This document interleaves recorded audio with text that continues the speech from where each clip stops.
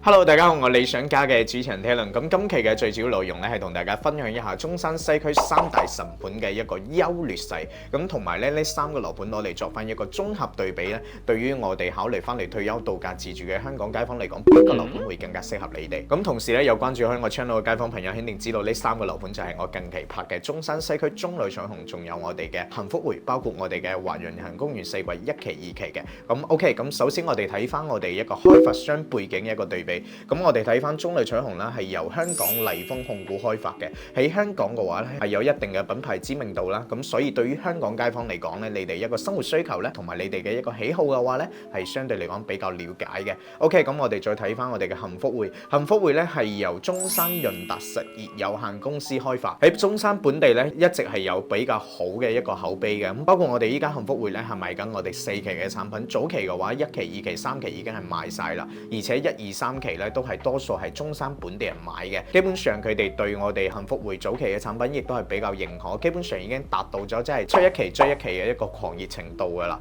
所以佢嘅口碑咧真係非常唔錯嘅。咁我哋再睇翻我哋華潤人行公園4季咧，係由我哋嘅央企華潤同埋我哋新加坡人行聯合打造嘅一個樓盤。咁首先啦，你聽到央企華潤嘅話，其實佢嘅一個品質咧已經係非常有保障噶。包括我哋依家去到我哋華潤人行公園4季呢個樓盤嘅話，其實可以見到佢嘅一個外立面啦，包括我哋入邊嘅一個小區園林打造啦，亦都係屬於一個比較中高端嘅一個樓盤嚟嘅。因為佢嘅一個外立面，包括我哋嘅小區園林打造咧，亦都係非常高品質嘅。所以咧，佢嘅一個品質啦係非常有保障嘅。咁睇完我哋開發商背景啦，咁我哋再睇翻我哋嘅交通地理位置。咁其實中旅彩虹又好，幸福匯又好，華潤人行公園4季又好，呢三個樓盤咧都係同屬於我哋中山西區嘅一個彩虹片區嘅一個位置嘅。咁呢個位置咧，其實我哋三個樓盤咧，亦都係相對嚟講係比較集中於我哋嘅彩虹片區中心嘅位置。所以呢三個樓盤近到咩程度咧？佢哋基本上可以步行互通噶啦，大概步行嘅時間都係5到10分鐘左右嘅啫。所以呢三個樓盤係挨得比較近嘅，所以佢哋一個交通配套咧，亦都係相對嚟講非常接近嘅。咁唯一唔同咧，就係我哋嘅中旅彩虹咧，佢哋樓下咧就有我哋嘅香港直通巴士站點，係可以直接坐車翻到我哋嘅香港太子、荃灣等地嘅。同時咧，我哋呢三個樓盤亦都係非常靠近我哋嘅中山北站啦，同埋我哋咧周邊有我哋嘅翠景道啦、北愛環啦，仲有我哋嘅105角道嘅。所以我哋呢三個樓盤咧喺我哋西區中旅彩虹片區呢個位置出發，去到我哋中山市區組團嘅東區、南區、石岐都好，其實揸車嘅話咧都係8到10分鐘左右一個車程所以呢個地理位置咧係相對嚟講係非常唔錯嘅，同埋咧幾個樓盤對比落嚟咧，亦都係平分秋色。OK， 咁我哋睇翻我哋嘅生活配套啦。咁中旅彩虹嘅話咧，佢嘅一個生活配套啦，唔使講係非常成熟嘅，因為佢樓下自帶咗我哋嘅彩虹匯嘅一個雙子嘜啦，包括我哋嘅5月花電影城等商業配套啦。包括你現時見到我哋屋苑樓下嘅話咧，商業配套入邊已經係進駐咗一啲比較知名嘅品牌嘅一啲餐飲店啊，好似我哋嘅大家樂啦、KFC 啦、麥當勞啦，其實已經係進駐咗我哋嘅一個中旅彩虹樓下。咁同埋咧，我哋三個樓盤咧周邊亦都有我哋嘅一個麥德龍啦、迪卡龍啦等大型商超嘅。咁同時亦都係比較近我哋嘅中山市中醫院啦。包括我哋最大型嘅一個 shopping mall 都係喺我哋呢個樓盤附近，叫做天悦城嘅。咁呢三個樓盤其實我哋揸車過去嘅一個時間咧，大概都係幾分鐘左右一個車程可以去到啊。所以佢哋嘅生活配套其實大致上都差別唔大。唯一唔同嘅話咧，其實幾個樓盤咧，可能更加集中於去翻我哋中旅彩虹呢邊咧去食嘢所以呢個中旅彩虹咧，佢嘅一個商業配套優勢咧會更加明顯少少。OK， 咁我哋睇翻我哋嘅一個小區環境。咁小區環境嘅話咧，我哋中旅彩虹咧，佢係一個圍合式嘅一個佈局啦。咁樓間距咧係比較闊嘅，而且咧係有2.5萬方嘅一個公園式闊景園林，仲有3大主題泳池、英式草地滾球場等等嘅一啲我哋嘅一個小區配套嘅。咁同埋咧，我哋中旅彩虹咧仲有翻我哋嘅一個會所啦，所以佢嘅一個小區環境咧係非常好嘅。咁我哋再睇翻我哋嘅幸福匯啦，幸福匯咧佢嘅優勢咧就係佢嘅容積率咧係非常低，而且係一個圍合式嘅佈局，所以佢嘅樓間距咧亦都係非常闊嘅。咁同埋咧，我哋見到幸福匯咧總共只有5棟樓所以容積率低咧係好正常嘅。OK， 咁同埋咧佢嘅一個園林景觀咧，亦都係非常唔錯啊。咁我哋再睇翻我哋嘅華人人行公園四季，公園四季嘅話咧係分一期、二期嘅。咁一期嘅話咧係會一字形嘅一個板樓啦，二期嘅話咧係塔樓嘅。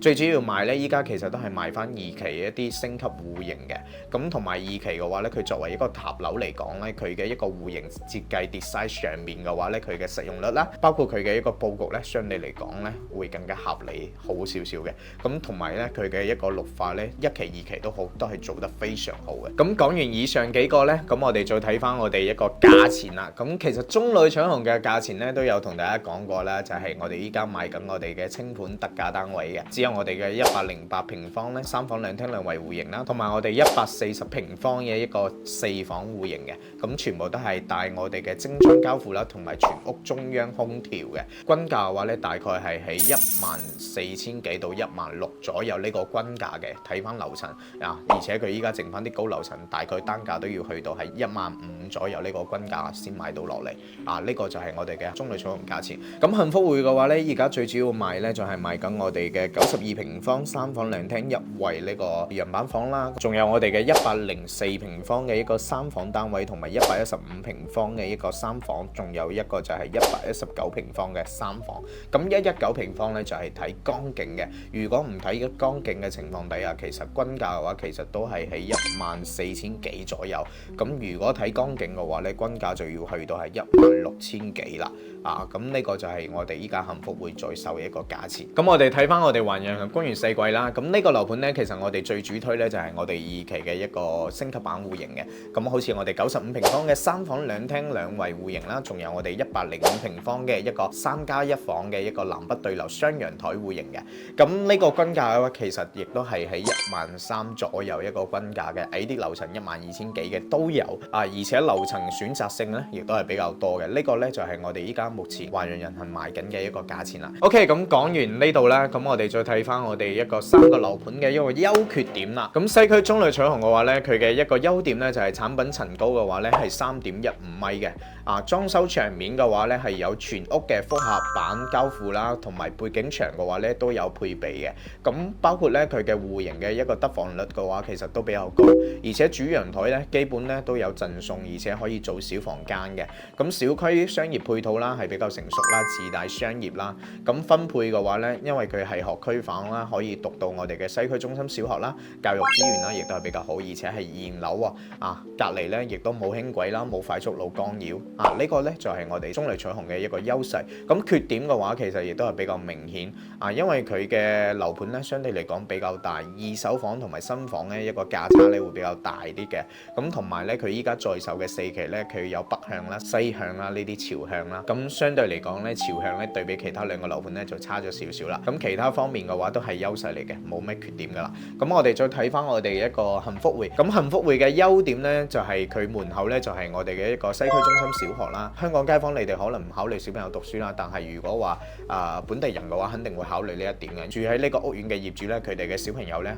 出門口咧就可以翻學啦。所以呢個咧就係佢嘅一個優勢，非常方便。而且咧佢嘅商業配套亦都係比較成熟，樓下嘅話自己都有一個超市嘅。咁日常嘅消費嘅話，亦都可以話比較便利。而且咧佢係現樓，仲帶埋精裝修交付啊，可以實現到快速入住嘅，唔需要你等啊。同埋咧佢嘅一個小區容積率咧亦都係比較低啊。最主要一個優點就係睇江景啦。OK， 咁缺點嘅話咧就係佢嘅一個小區內部嘅話咧，佢配套係比較少嘅。第一啦係冇泳池同埋冇會所啊，咁同埋咧佢嘅戶型咧亦都係比較傳統，有啲戶型嘅話只有一個洗手間嘅。咁而且咧佢嘅江景房同埋非江景房差價嘅話亦都係比較大，14000幾同埋16000幾，包括佢依家4棟嘅江景房要賣到19000幾，所以價差咧亦都係比較大。而且佢嘅北向嘅話咧係望翻我哋嘅中醫院嘅，係有部分我哋本地嘅人咧都會比較介意呢一點。OK， 咁講完我哋嘅幸福匯啦，咁最後咧我哋再睇翻我哋嘅一個西區華人人行公園四季。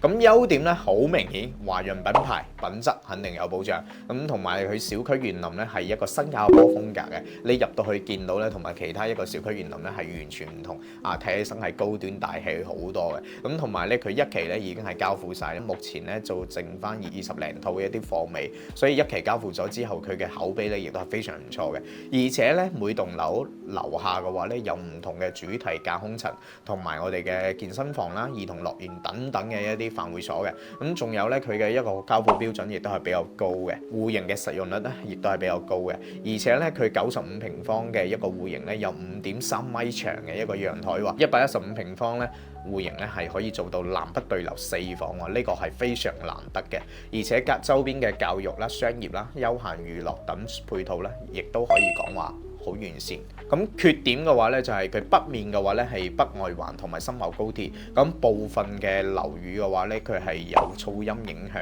嘅。好似我哋依家2期呢邊咧，佢賣緊嘅呢啲產品嘅話，相對嚟講會比較靠近我哋北外環同埋深茂高鐵。但係我覺得佢嘅一個距離嘅話，其實都有段距離，都唔算話一個好大一個缺點。同埋佢嘅2期交付嘅話咧，佢都係有雙層隔音玻璃嘅。基本上你關埋窗門嘅話，一啲噪音都冇。同埋2期嘅話咧，佢係有部分嘅一啲回遷房啦，所以佢後期一個居住氛圍咧就唔會話咁純粹啦。咁交付時間嘅話咧就會比較遲啦，要去到2026年啦。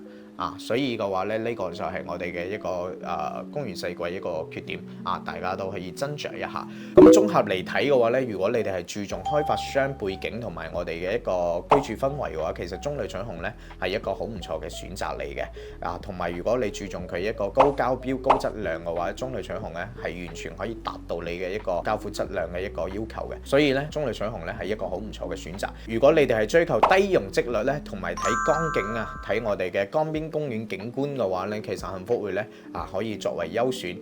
因為只有幸福匯呢個樓盤咧，佢係睇江景嘅，其他嘅話咧，其實佢哋一個生活配套各方面咧，其實大致上咧仲冇咩區別最大嘅優勢咧就係幸福匯係可以睇到江景，係其他樓盤實現唔到嘅，同埋佢嘅一個交付質量咧，同埋小區園林咧，其實啱先都講到都係 OK 嘅，都係非常唔錯嘅。咁我哋再睇翻啦，咁如果你係對我哋小區綠化品質同埋考慮性價比高，而且咧戶型更加實用嘅話咧，其實我哋嘅華人夜行公園四季就可以達到呢啲條件啦。